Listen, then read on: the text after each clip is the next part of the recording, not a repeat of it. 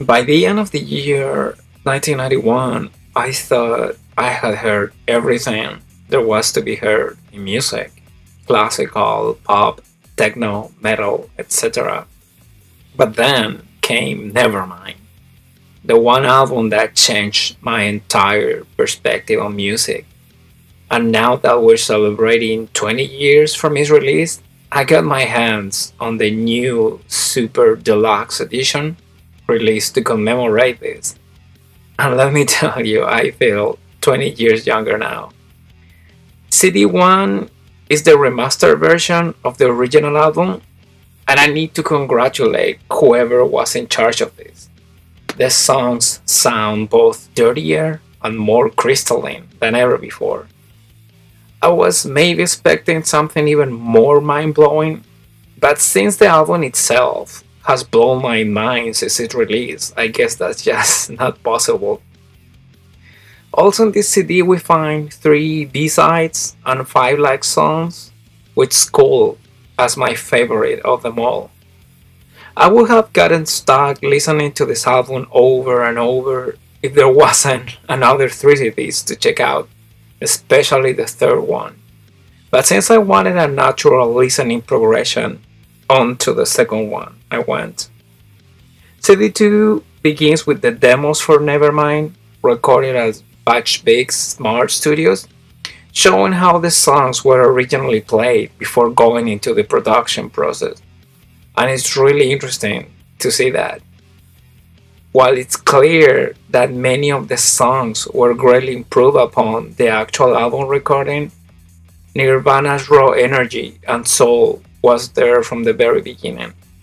And I think that's the main contribution this CD brings to the table. Complementing this disc are 2 live songs recorded at the BBC and the boombox rehearsals recorded with a single microphone, and that lets us listen to a Nirvana completely stripped of everything, something that needs to be experienced.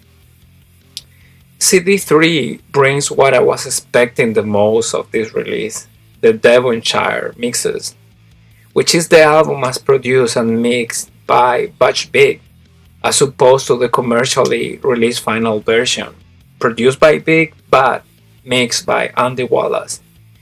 And I for one can definitely tell the difference. Wallace might have had the commercial ear to make Nevermind a more massively appealing album, but to me, it's Big who has the true artistic vision and real craftsmanship when it comes to producing albums. The drums sound amazing, the bass is just perfect, guitars are dirty as they should be, and vocals are where they should be. Don't get me wrong, I'm not saying that the Andy Wallace mix has anything wrong. I'm just saying, had it been up to me, this version of the album would have been the one released to the public. And for that reason alone, I am absolutely grateful to finally be able to have this jewel in my collection.